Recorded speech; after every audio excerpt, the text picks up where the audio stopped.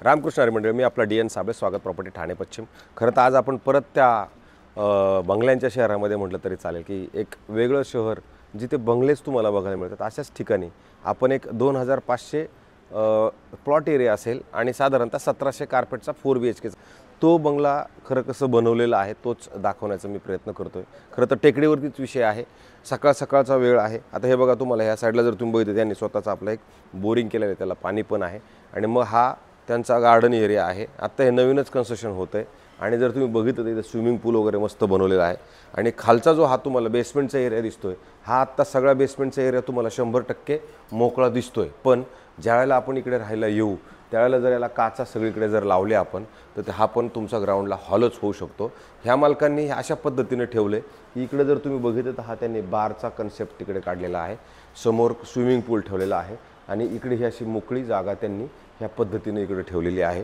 म्हणजे ही जी सुद्धा जागा इकडे वापरात येते, वापरात घेतली जाते, मला असं वाटतं अशा पद्धतीचं हे इकडे तुम्हाला खाली दिसेल आणि एवढी मोठी तुम्हाला जागा असेल, तुमचं स्वतःचं स्विमिंग पूल असेल, तुमचं स्वतःचं गार्डन असेल। आणि जेव्हा जर आपण ह्या साईडला जर गेलो तर ह्या साईडला गेल्यानंतर तुम्हाला इथे जर इकडे आलात तर इकडे ह्यांनी केअरटेकरसाठी एक ऑलरेडी इथे एक रूमसुद्धा बनवलेला आहे। ह्या साईडला इथे जर तुम्ही बघितलं तर तुम्हाला केअरटेकरला एक रूम पण तुम्हाला इकडे मिळेल आणि हा तुमचा पार्किंगचा स्पेस वगैरे सगळा इथल्या इथं मॅनेज होऊ शकतो। आणि मग नंतर तुमचा हा इकडे बंगला चालू होईल। जो बंगला जर तुम्ही बघितला तर आतमध्ये जाताना ईस्ट आहे आणि बाहेर येताना वेस्ट आहे। अशा पद्धतीचा हा इकडं चालू होणारा बंगला आहे। इकडे तुम्ही थोडं स्टोरेज वगैरे ठेवू शकता, पण आता हा थोडा वयस्कर व्यक्तींसाठी वरती चढायला थोडासा त्रासदायक आहे। पण मग तुम्ही याची स्वतःची लिफ्ट वगैरे बसून घ्यायचं म्हटलं तर विचार करू शकता। पण त्या पद्धतीनं जर वरती बघितलं तर बघा, वरती आपण आल्यानंतर तुम्हाला इथे असा मोठा प्रशस्त एक हॉल भेटतो आणि ह्या साईडला तुमचं एक डायनिंग मिळतं। आपण जर असं बघितलं वरती तर ह्या साईडला तुमचं डायनिंग आहे आणि ह्या साईडला तुमचं हॉल आहे आणि हॉलच्याच बाहेर जर आपण आलो तर प्रशस्त मोठी अशी तुम्हाला बाल्कनी मिळते। जी बाल्कनीमधनं जर तुम्ही बघितलं तर मुंबई आणि पुणे हा एक्सप्रेसवेचा तुम्हाला शेजारीच लागून असणार आहे आणि एल शेपला परत इकडे वॉकिंगसाठी एक स्टँडिंग बाल्कनी तुम्हाला इकडनं मोठी आहे।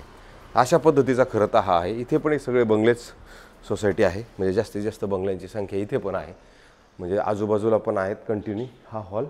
आणि हॉलच्या आपण जर ह्या साईडला आलो तर तुम्हाला इकडे बघा हे असं किचन आहे जे ओपन आणि मोठं पद्धतशीरपणे बनवून ठेवलेलं आहे। ह्याचं हे पण आत्ता लोक गेस्ट येतात मध्ये मध्ये। इथे परत बाथरूम, वॉशरूम, टॉयलेट तुम्हाला इथे मोठं प्रशस्त इकडं मिळतं जे तुम्हाला ह्या साईडला आहे।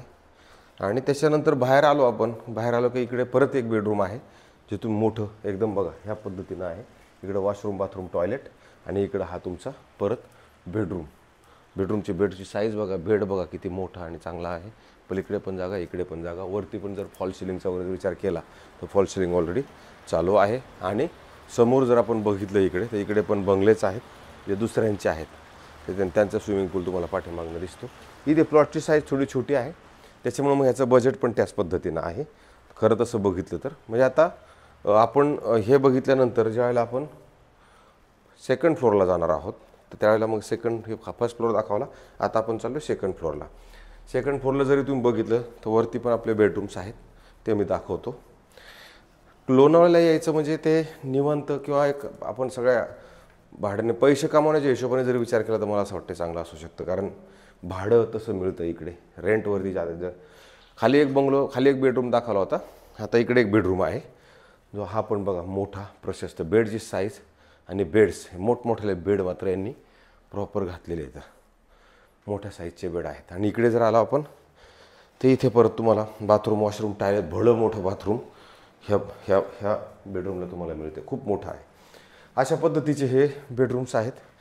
आणि पलीकडे पण मला एक बेडरूम आहे, हे बघा इकडे पण जर आपण आलो तर इथे पण तुम्हाला एक मोठं बेडरूम आणि बाथरूम पण आहे बघा। बाथरूम हे असं मस्तपैकी बाथरूम इकडं पण मिळते आणि इकडे तुम्हाला हा बेड मिळतो।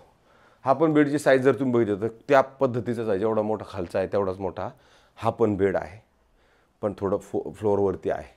तर वरती जर तुम्ही बघितलं तुम्हाला वरती 3 बेडरूम्स आहेत आणि खाली जर बघितलं तर खाली काय बेडरूम्स। परत हा एक बेड आहे, ह्याची साईज पण बघा किती मोठी प्रशस्त आणि ह्याला विशेष म्हणजे खूप मोठी अशी बाल्कनी पण दिलेली आहे ह्याला। हे सगळे नवीन झालेले आहेत बघा. हे पण आहे आणि याला ही तुमची अशी मोठी प्रशस्त अशी बाल्कनी मिळेल. आणि बाल्कनीमध्ये ज्यावेळेला आपण उभं राहणार आहोत त्यावेळेला तुम्हाला सुंदर असं तुमचं हे लोणावळा शहर म्हणा, इकडे डोंगर वगैरे दिसतील, इकडे पण तुम्हाला सगळं असं अशा पद्धतीनं मिळेल. मला असं वाटते हा जो बंगला आहे हा थोडासा कमी रेटमध्ये आहे. कमी रेट इन द सेन्स याची जी किंमत आहे 2,70,00,000 रुपये कोट केलेली आहे. अजून त्यात थोडंफार कमी होण्याचे चान्सेस आहेत. तुम्हाला आमचे हे विलाज म्हणा, बंगलेज म्हणा, रो हाऊसेस म्हणा हे कसे वाटत आहेत ते नक्की सांगा. कारण की मी मुद्दाम हा कन्सेप्ट आता लोणावळ्याचा चालू केला की बाबा इथे पण काय परिस्थिती लोकांना समजू दे. कारण बरेचसे लोक काम करतायत मुंबईमध्ये आणि राहायला इकडे येत आहेत. म्हणजे इथं ट्रेनची सुविधा पण आहे.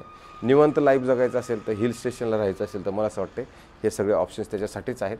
जर तुम्हाला आवडत नसतील तरी बघा, म्हणजे तुम्हाला अंदाज तरी येईल नक्की काय परिस्थिती आहे. अशा पद्धतीचा हा सगळा विषय चालू आहे.